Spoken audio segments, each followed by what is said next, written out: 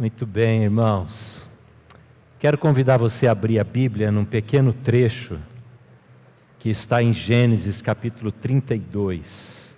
E eu vou brevemente compartilhar com você a história de um homem, na verdade de uma família, de um contexto familiar, que tem tudo a ver com o que nós estamos vivendo hoje à noite aqui, na nossa igreja, na recepção desses membros.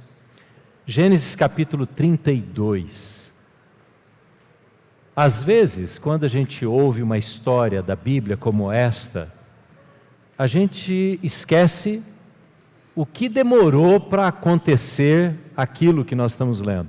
O quanto teve de trabalho, de desajuste, de ação de Deus, de tolerância, de paciência do Senhor na vida dessas pessoas. Nós pegamos, às vezes, aquele aspecto da vida da pessoa como se houvesse já uma solução estabelecida facilmente.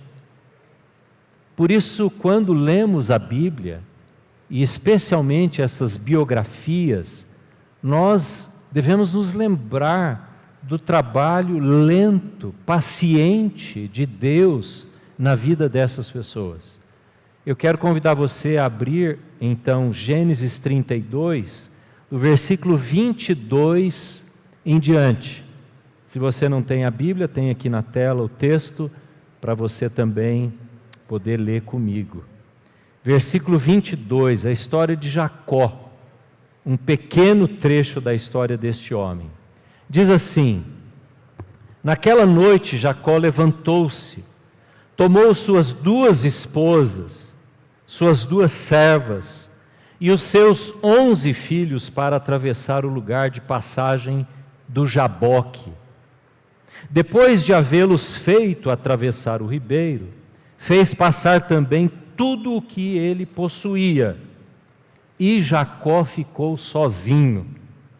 Então veio um homem que se pôs a lutar com ele até o amanhecer. Quando o homem viu que não poderia dominá-lo, tocou na articulação da coxa de Jacó, de forma que lhe deslocou a coxa enquanto lutavam. Então o homem disse: deixe-me ir, pois o dia já desponta. Mas Jacó lhe respondeu: não te deixarei ir, a não ser que me abençoes. O homem lhe perguntou: qual é o seu nome? E Jacó respondeu: Jacó, ele respondeu. Então disse o homem: seu nome não será mais Jacó, mas sim Israel, porque você lutou com Deus e com homens e venceu. A pergunta que eu quero fazer para você: quem era este homem Jacó, descrito nesta história? Bom, para você que conhece a Bíblia é fácil, para você que não conhece vai ser muito fácil, porque em 4 ou 5 frases eu vou resumir, vou falar a você, de fato, quem era Jacó. Jacó era de uma família, de uma criação, de um background muito difícil, um histórico familiar muito complexo e complicado. A família de Jacó, desde cedo, estabeleceu nos seus pais uma preferência, a mãe por um filho, ele era gêmeo, o nome do irmão dele gêmeo era Esaú, e o pai amava mais, preferia mais um filho e a mãe o outro. Então você pode já imaginar os conflitos existentes no relacionamento familiar de Jacó. Ele teve então uma educação, uma criação em casa altamente comprometida, difícil, complexa. Por isso ele desenvolveu um problema com o irmão de relacionamento que, quando na vida adulta, vai se manifestar de forma mais contundente, que leva Jacó a se afastar do irmão, como numa fuga por causa de um problema que aconteceu, e ele fica 20 anos afastado do irmão. 20 anos. A semana passada, Jane e eu tivemos a oportunidade de sair numa viagem para comemorar os nossos 40 anos de casamento. Foi uma bênção, foi uma alegria. Hoje estávamos compartilhando no culto da manhã também sobre esta oportunidade, essa alegria. E quando, durante esse período de viagem, de férias, pensando na vida de Jacó, eu pensei que metade do tempo que eu tenho de casamento, e nós temos de casamento, este irmão se afastou do irmão gêmeo e perdeu o relacionamento. Eu fiquei pensando quantas perdas de não ver os sobrinhos nascendo, o desenvolvimento profissional, financeiro, as crises, porque este afastamento os levou não só para um esfriamento, para um distanciamento de relacionamento, mas um distanciamento geográfico, e nunca mais se encontraram durante todo este período. E o interessante é que Jacó comunica para nós um evento, um fato, uma verdade. A verdade que nós espiritualmente nascemos em pecado e com pecado. Assim como Jacó nasceu numa família, apesar do seu pai ser também muito conhecido na história da Bíblia, o seu avô mais conhecido ainda, o Abraão, seu pai Isaque, isso não impediu de ter as tristezas decorrentes de ser parte daquela família. Sabe o que isso mostra para mim e para você? Que nós espiritualmente nascemos em pecado. A Bíblia, na verdade, diz que em pecado nós nascemos e existimos desde o nosso nascimento, o nascimento físico, em pecado. Por isso precisamos nos converter, precisamos conhecer o Evangelho de Jesus. Você nunca vai poder chegar a Jesus se não for através de um novo nascimento, o que Jesus chama de novo nascimento, porque o seu primeiro nascimento, o seu nascimento físico, o seu nascimento da herança genética dos seus pais, revela um nascimento em pecado. Você nasce pecador, você nasce afastado de Deus. Ninguém nasce aqui com um relacionamento pré-estabelecido com Deus, somente através de Jesus. Eu quero deixar isso muito claro, porque às vezes a gente pode confundir frequência numa igreja, ou o fato de sermos parte de uma igreja, de uma família religiosa, como sendo o elemento já solucionador do problema espiritual, da questão espiritual. Mas a questão espiritual de cada um de nós se resolve no encontro com Jesus. Nós, quando ouvimos os testemunhos dessas pessoas que se batizaram hoje, nós vemos a história de Jacó se repetindo do ponto de vista espiritual. Aquilo que era do ponto de vista da família, da estruturação familiar de Jacó, é para nós, para mim e para você, a explicação espiritual da nossa vida. Jacó nasce numa família cheia de pecados, de erros, de maus hábitos, uma cultura que aconteceu formar, influenciar para as más decisões da família. E eu e você nascemos espiritualmente também separados de Deus e influenciados com a presença do pecado. Sem conversão, sem novo nascimento, não pode haver um conserto espiritual. Na vida de Jacó, estas manifestações do pecado foram se repetindo.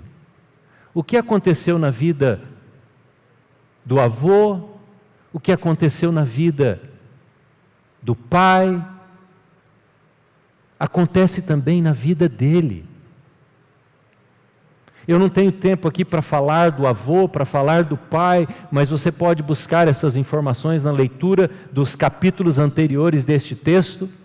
mostrando que enquanto não temos um encontro com Deus, nós repetimos os pecados que os nossos pais nos legaram, diz Pedro em sua carta.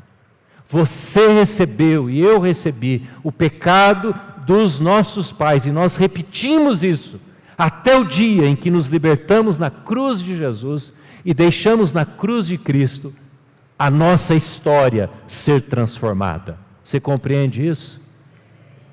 Espero que isso fique muito claro para todos nós aqui. E um dia este encontro de Jacó acontece. Apesar de ter sido criado numa família temente a Deus, há um dia na vida deste homem que as coisas mudam. O dia que as coisas começaram a mudar na minha vida foi dia 22 de junho de 74. Eu era adolescente quando me converti. E eu espero que você tenha um dia, se não tem um dia marcado, certo, como eu tenho, como muitos têm, você tenha essa certeza de ter vivido essa experiência. Porque é só isso que pode transformar o coração de um homem, de uma mulher, de um adolescente, de um jovem. O texto descreve exatamente este dia. Veja que Jacó herdou dos seus pais a bigamia.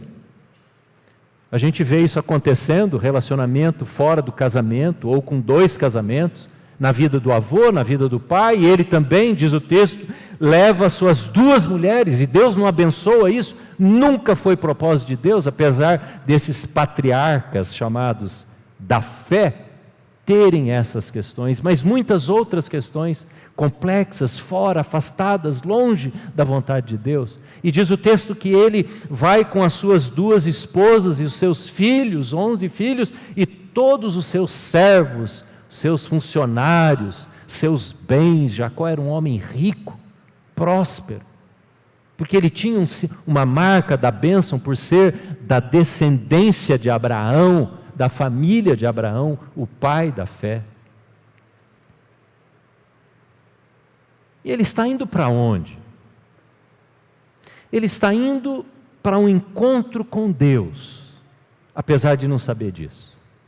Jacó imaginava que ele estava indo para um encontro com o irmão, porque chega uma hora na vida em que você precisa ver as suas perdas, aquilo que você fez que ofendeu as pessoas, que magoou as pessoas, talvez os seus filhos, os seus netos, seus pais.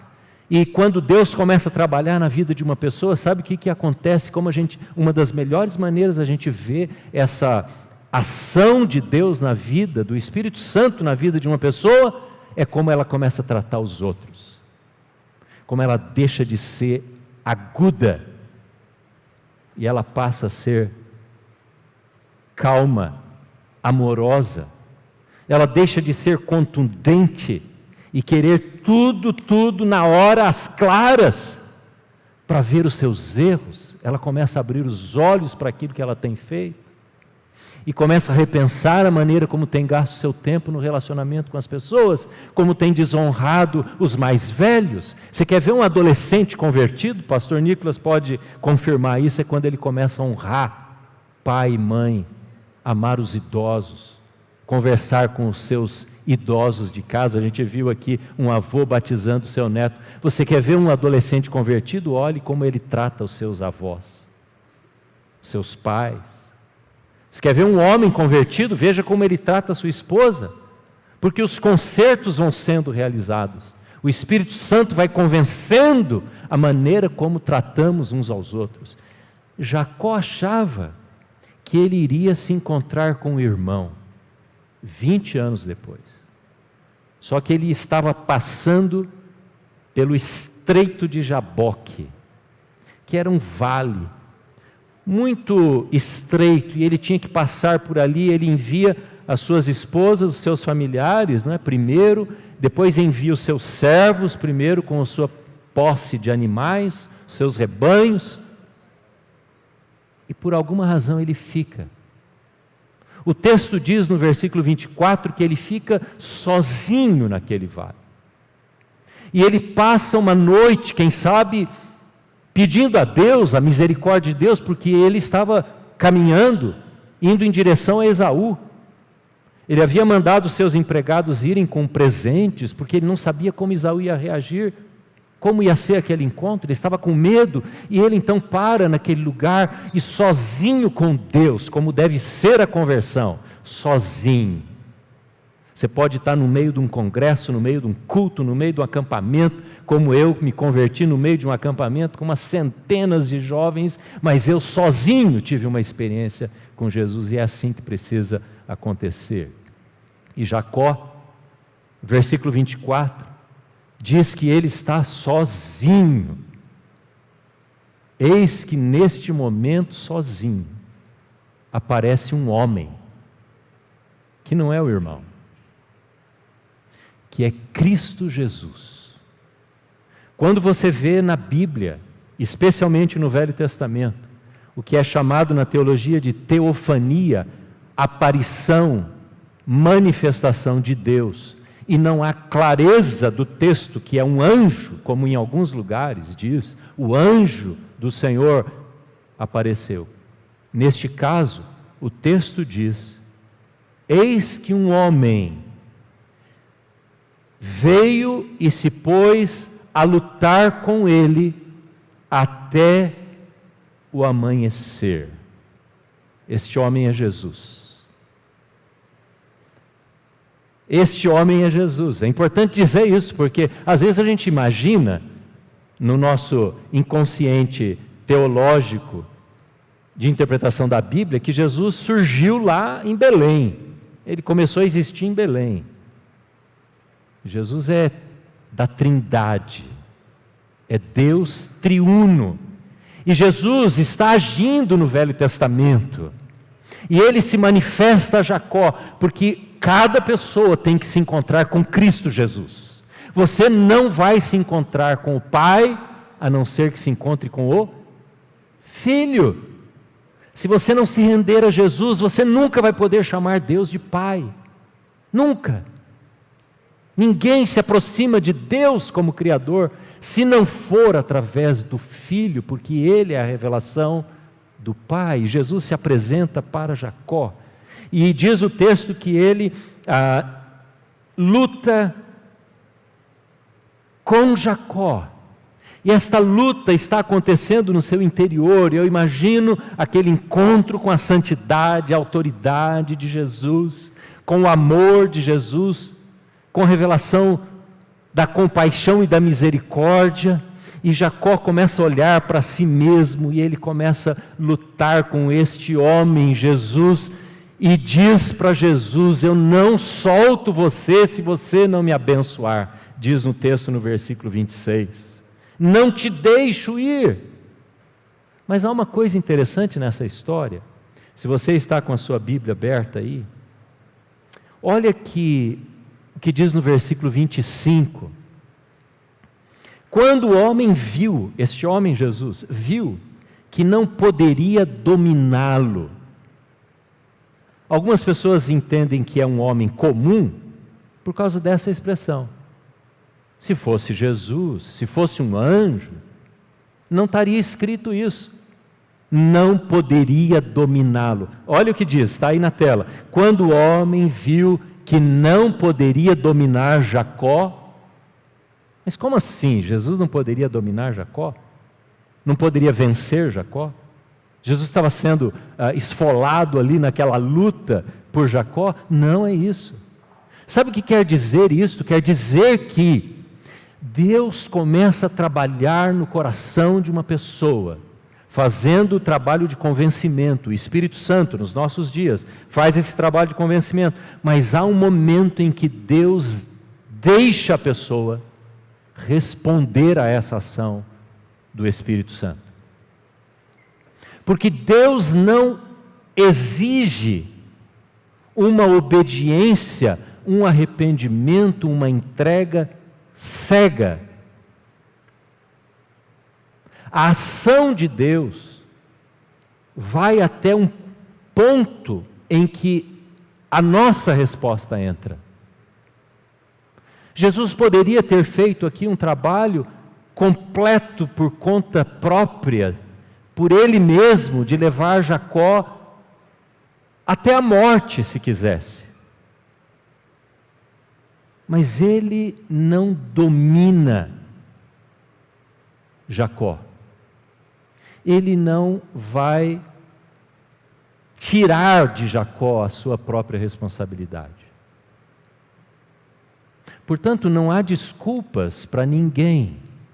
Ninguém pode se sentir desculpado, dizendo: eu não senti ainda. Há muitas pessoas que dizem isso, preste bem atenção. Eu não senti ainda o toque de Deus na minha vida. Meu querido, minha irmã, meu amigo, isso é um engano.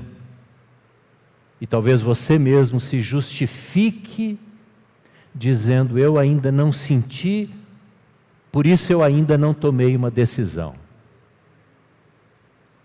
Essa ideia é o mesmo erro que um pai e uma mãe têm quando ele diz assim: eu não vou forçar o meu filho pequeno, minha criança,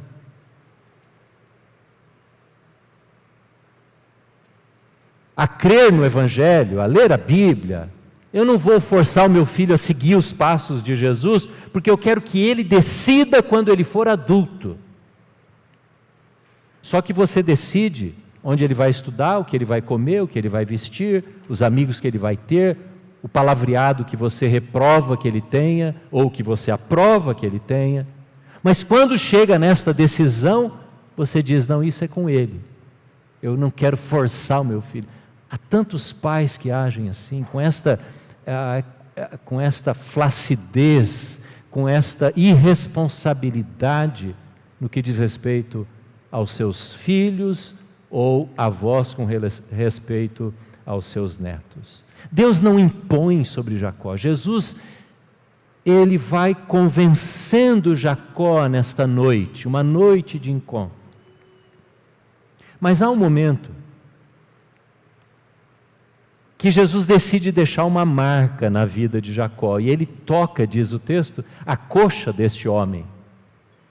Ele toca de maneira que desloca o osso, os ossos ficam deslocados, e ele sai mancando daquela noite, daquela experiência.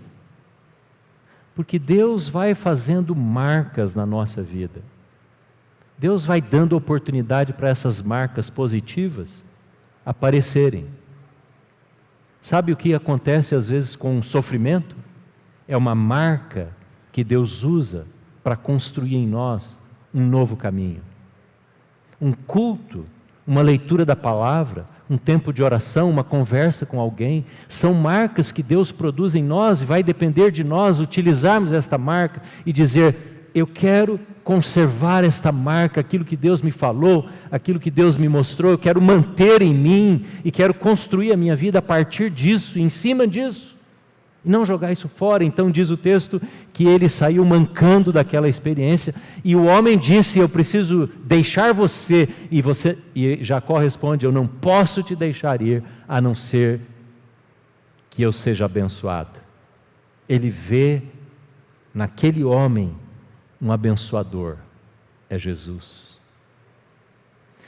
Aí então, este homem, ao invés de proceder uma palavra de bênção, Deus te abençoe, eu te abençoo, ele faz uma pergunta, porque ele quer ir fundo na vida de Jacó.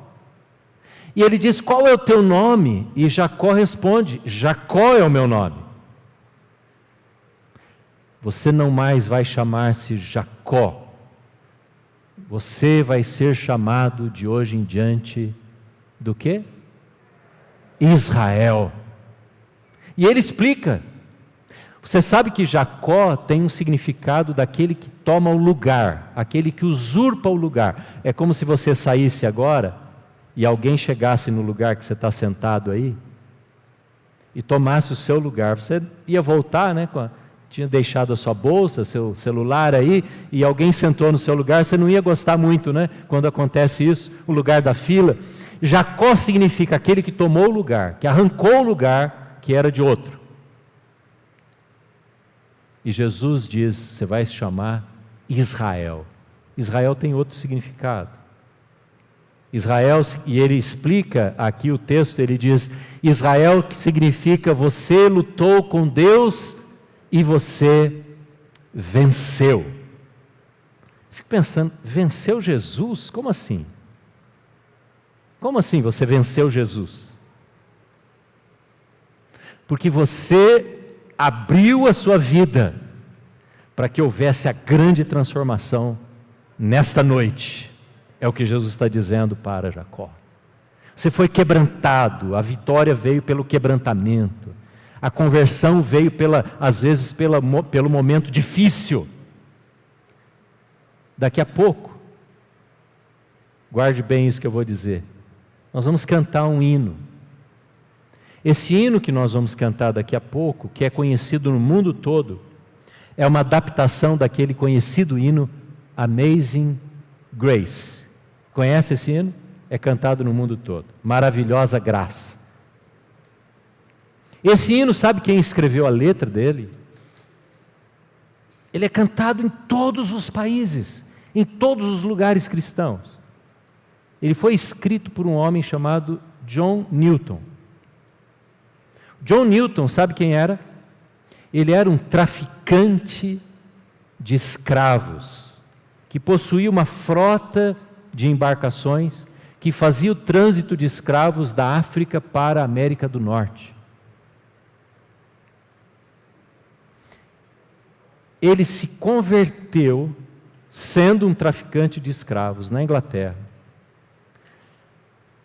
Se tornou um pastor da igreja anglicana, depois de vários anos, muitos anos, e escreveu este hino. E você vai ver que na letra deste hino diz assim, eu vivi, mais ou menos diz isso, eu vivi numa prisão, preso eu fui. Eu fico pensando, John Newton, depois de ter se convertido e entendido os seus pecados, o pecado do tráfico humano, o pecado da escravidão, o pecado com o qual ele se enriqueceu e depois ele deu o seu dinheiro, a riqueza que ele havia adquirido, dos muitos anos de tráfico de escravos, ele agora diz, eu fui liberto de uma prisão. Será que você jovem, você mulher, você homem que está aqui, você pode descrever a sua vida como alguém que foi liberto de uma prisão por Cristo Jesus? Eu fico pensando em John Newton olhando o porão, lembrando-se do porão dos seus navios, com aqueles homens presos naquelas correntes, como a gente vê, não é? Nas histórias. E ele dizendo, quem estava preso era eu, não eram eles. A gente tem uma certa dificuldade de olhar as pessoas que se converteram com históricos muito difíceis, ruins. E aí alguém fala assim, fez o que fez, agora está dando uma de crente aí, não é? Você não ouve isso? Fez o que fez, agora se converteu, e a gente põe assim, entre aspas. Jacó fez o que fez, casou-se com 2 mulheres, teve um absurdo de um conflito familiar, 20 anos perdido, desobediente a Deus, fez o que fez, mas um dia ele passa pelo vale onde se encontra com Jesus. É isso que vale, é isso que conta. Essa é a experiência que nós temos que ter. E ele se transforma como John Newton se transformou e se tornou num campeão, num líder abolicionista no Reino Unido. Sabe o que acontece com Jacó? Ele encontra paz com Deus. No meio daquela luta com Jesus, naquela noite, ele se encontra com Jesus, com o shalom, com a paz. ele restaura a paz para si mesmo, ele se perdoa pelos erros da sua história, e ele restaura o relacionamento com o irmão. Depois, em seguida, ele vai e se encontra com o irmão, estabelece a paz, e ele começa a servir a Deus, e ele é chamado de um herói da fé. Eu quero convidar você nesta noite a curvar-se diante de Jesus, a entender que o propósito de Jesus na sua vida é chamar você para um relacionamento espontâneo, voluntário. E eu quero orar por você, para que essa seja a sua experiência, a minha experiência, a nossa experiência com Jesus. Abaixe sua cabeça e vamos orar agora, para que espontaneamente você queira orar, espontaneamente você queira crescer na fé, espontaneamente, de livre vontade, você queira se arrepender dos seus pecados, amar as pessoas, mudar a maneira como trata situações difíceis em casa, como se dirige às pessoas, como fala sobre as pessoas, espontaneamente, porque você passou por um encontro com Cristo. E nesta noite quero convidar você que ainda não teve um encontro, uma entrega genuína para o Senhor Jesus da sua vida, que seja hoje o seu vale de Jaboque, como diz o texto, o seu encontro com Jesus. Peça que o Espírito Santo traga no seu coração, na sua memória,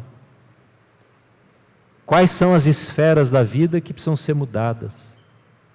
Peça para o Espírito Santo fazer com que haja uma espontaneidade neste encontro. Jesus não vai fazer você se tornar um discípulo dele por obrigação. Jesus nunca fez isso. Ele chegou para Pedro, para Tiago, para João, para as mulheres, para os homens e disse: vem, me segue. Mas ele também chegou para alguns e disseram: vocês podem me deixar. Podem me deixar. O Senhor quer resposta espontânea. Quero convidar você a tomar essa decisão hoje. Quem sabe daqui a alguns meses, você vai estar numa turma de batismo, de consagração da sua vida, como esse pessoal de hoje. Porque hoje à noite, você tomou essa decisão. Hoje à noite. Quem sabe hoje é um dia de reconciliação, é um dia de você olhar para o que aconteceu há uma semana atrás, aquilo que aconteceu um mês atrás, há um ano, há 20 anos atrás, eu não sei. E você vai olhar lá para aquela história, e você vai olhar para aquela pessoa, e vai buscar reconciliação. Talvez nem tenha mais uma pessoa, mas hoje é o dia de acerto com Jesus. Os nossos acertos começam com o nosso acerto com Jesus. As transformações dos nossos relacionamentos começam no nosso relacionamento com Jesus. Você não pode, eu não posso, nós não podemos e não devemos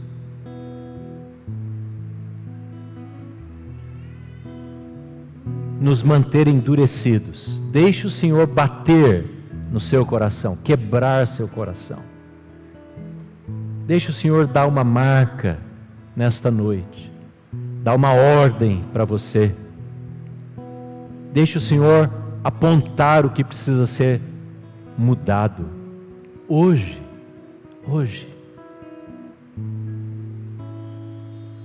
Deixe o Senhor trazer as reconciliações para o seu coração, que precisam ser feitas em sua vida.